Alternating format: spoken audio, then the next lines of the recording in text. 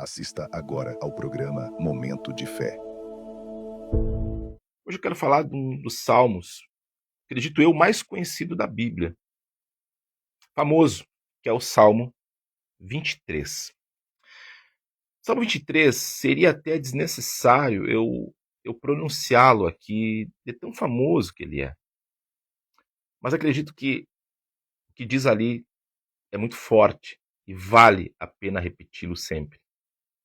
O Senhor é o meu pastor, nada me faltará, disse Davi. E disse mais: deitar-me faz em verdes pastos, disse ele. Guia-me mansamente a águas tranquilas de descanso, por amor do seu nome. Ele disse: refrigera minha alma. Quando você lê esse salmo tão belo, tão bonito, e ele tem 6 versículos, e ele continua com mais afirmações, como: ainda que eu andasse pelo vale da sombra da morte, não temeria mal algum, porque a tua vara e o teu cajado me consolam. Aí ele escreve ainda no verso 5: preparas para mim uma mesa na presença dos meus inimigos. Unge a minha cabeça com óleo, meu cálice transborda. E ele encerra o versículo 6 dizendo: certamente que a bondade e a misericórdia me seguirão todos os dias da minha vida, e habitarei na casa do Senhor por todo sempre. Quando você lê esse salmo tão belo, que mais parece uma poesia do que uma própria oração, você pensa que Davi estava vivendo uma época realmente maravilhosa, abençoada, feliz. Mas não. O contexto do Salmo 23 era extremamente desafiador para ele. Para você entender o contexto, Davi estava sendo perseguido pelo rei Saul de forma injusta. O rei Saul queria matá-lo por puro ciúme, inveja dele.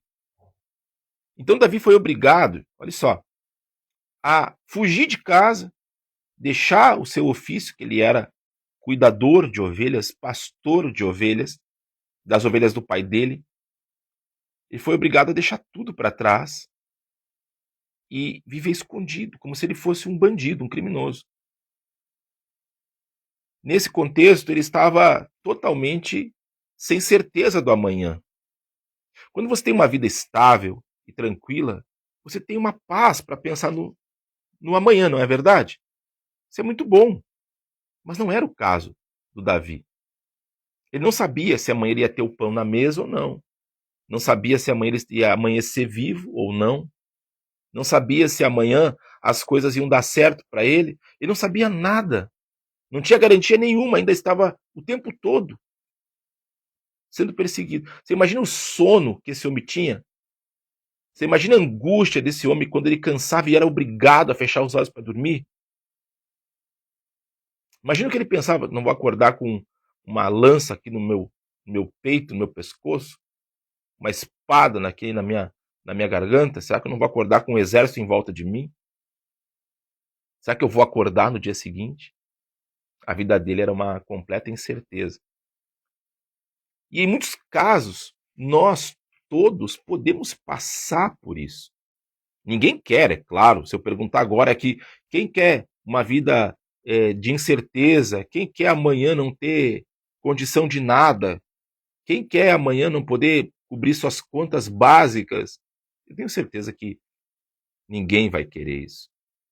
Ninguém. Como ele também nunca pediu para ser perseguido, nem sequer caçado como se fosse um animal perigoso, mas aconteceu. E ele só tinha uma opção: enfrentar aquilo. E a forma como ele enfrenta está nas entrelinhas do Salmo 23 e tornou-se para todos nós que cremos em Deus uma verdadeira sabedoria, um alento extraordinário. Eu percebo que o tempo verbal desse salmo está no futuro. Ele diz: o Senhor é o meu pastor, nada me faltará. O que está querendo dizer, pastor? Entenda. Quando Davi estava nessa situação terrível, uma situação crítica, uma situação de angústia, ele lembrou que ele era um pastor de ovelhas e que quando ele pastoreava suas ovelhas, não deixava faltar nada. Ele levava essas ovelhas para lugares tranquilos, de descanso. Ele cuidava, oferecia a elas refrigério, descanso, sustento. E ali ele teve uma revelação de como Deus agiria com ele. Interessante mencionar que antes desse Salmo 23, em nenhum outro ponto da Bíblia você vê Deus sendo mencionado como pastor. Pastor e guarda de Israel. Você não vê isso. Aquela revelação de Deus como o pastor do seu povo é trazida ali, naquela situação, naquela realidade. Então ele enxergou que assim como ele cuidava das ovelhas dele, muito mais Deus cuidaria dele. E o que quero dizer a você é que a forma como ele enfrentou, o recurso usado, é aquilo que chamamos de declaração de fé. O que é uma declaração de fé, pastor Alex? A declaração de fé é justamente a expressão prática de uma fé num Deus vivo. Ele dizia: o Senhor é o meu pastor, nada me faltará. Ele não tinha certeza que amanhã ia ter as coisas, mas a fé dele dizia: nada me faltará. Ou seja, ele declarava fé. É como se você, meu amigo, minha amiga do rádio que está desempregado, por exemplo, dissesse: este mês de julho que acabou foi o último mês da minha vida que eu passei desempregado. Eu nunca mais estarei desempregado, porque o Senhor é o meu pastor e emprego não me faltará. Faltará nada para mim. É como se você dissesse isso. Como se você repetidamente dissesse: em nome de Jesus, eu e minha família vamos sair desse atoleiro de dívida, vamos sair dessa situação crítica, vamos sair dessa humilhação, vamos sair dessa doença, vamos sair desse cenário terrível de briga, de desarmonia, de drogas. É declarar fé. É declarar fé o segredo. Se você aprender a declarar fé, minha amiga, as coisas mudam. O grande segredo é declarar fé.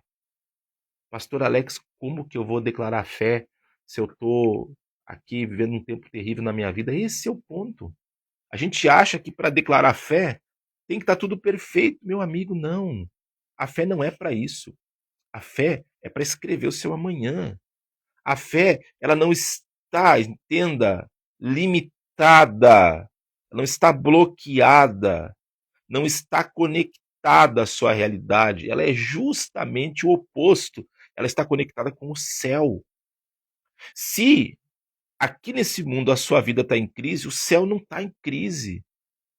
Você está entendendo? Então a sua fé, ela te conecta com o que Deus tem para você, não o que as pessoas pensam de você. Você já imaginou o que seria a nossa vida se ela fosse definida pela vontade maldosa de gente que não gosta de ti? O que ia ser? O que ia ser tua vida se fosse o que falam? Gente que não tem o que fazer e fica falando de você. Fica falando coisa, criando coisa para te prejudicar. Você já imaginou se a sua vida fosse isso? Mas não. Você tem uma fé, acontece exatamente o contrário. Enquanto alguns tentam te parar, você só anda para frente.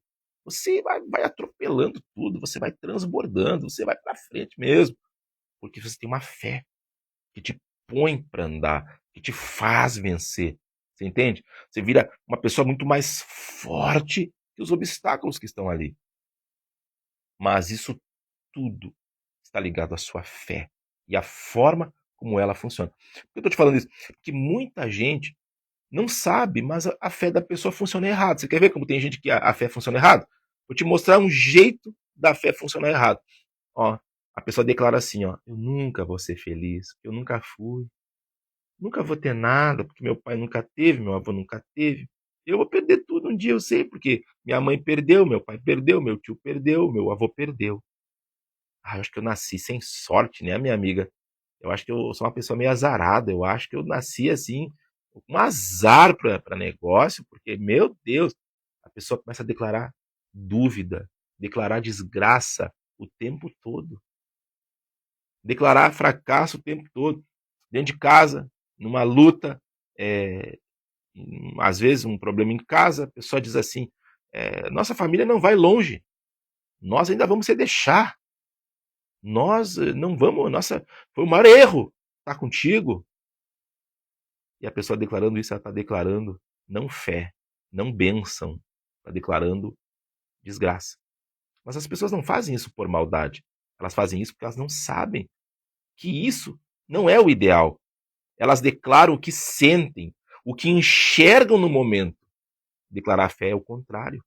Davi dizia que o Senhor era o seu pastor e nada faltaria no meio de um deserto, onde não tinha nada para comer, não tinha certeza do amanhã, não tinha ninguém para ajudar. Isso é fé. Fé é uma coisa que você não está vendo, uma coisa que você não tem nas mãos na hora. Pastor Alex, eu não sei se eu consigo ser assim. Então eu tenho uma boa notícia para te dar. Ninguém consegue ser assim sozinho. Nós aprendemos essa fé. Onde? Na igreja. Lá nós vamos desenvolvendo isso. Aí chega um ponto na sua vida que os problemas que eram tão grandiosos começam a ficar pequenos. Você vai tirando de letra. E quando isso acontece, a sua vida começa a andar numa velocidade. Tudo começa a dar certo. Tudo fica diferente. Então, é o que me traz aqui todo dia. Se eu não visse isso acontecer lá na igreja, não teria por que estar aqui todo dia com você no rádio. Que me traz todo dia. Minha maior motivação de estar aqui na emissora todos os dias é saber que aconteceu algo lindo com alguém essa semana e pode acontecer com você também. Alguém recomeçou esse fim de semana. Você também pode. Quem está conosco, as reuniões acontecem sextas e domingos, 9 da manhã e 20 horas. Você pode escolher o horário e estar conosco.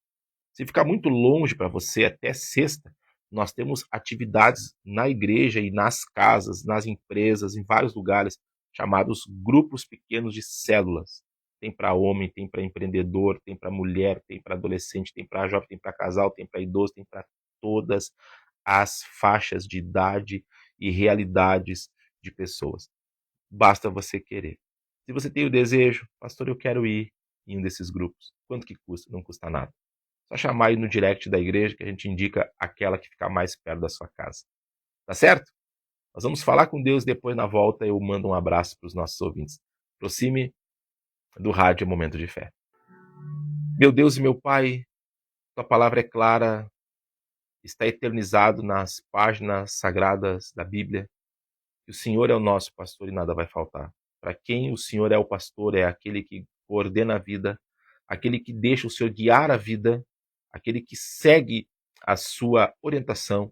Para este, a palavra diz que nada vai faltar, que haverá tranquilidade, haverá descanso, os inimigos não triunfarão e a tua bondade e misericórdia vão nos seguir. Eu quero que hoje isso venha para cada pessoa que está nos ouvindo e que seja este mês de agosto um mês marcado por transbordar de coisas boas, de alegria, de fé, saúde e realizações. Eu oro por esse homem, essa mulher que me escuta nos mais diversos lugares, na cidade ou no interior. Abençoe a todos em nome de Jesus. Amém e graças a Deus.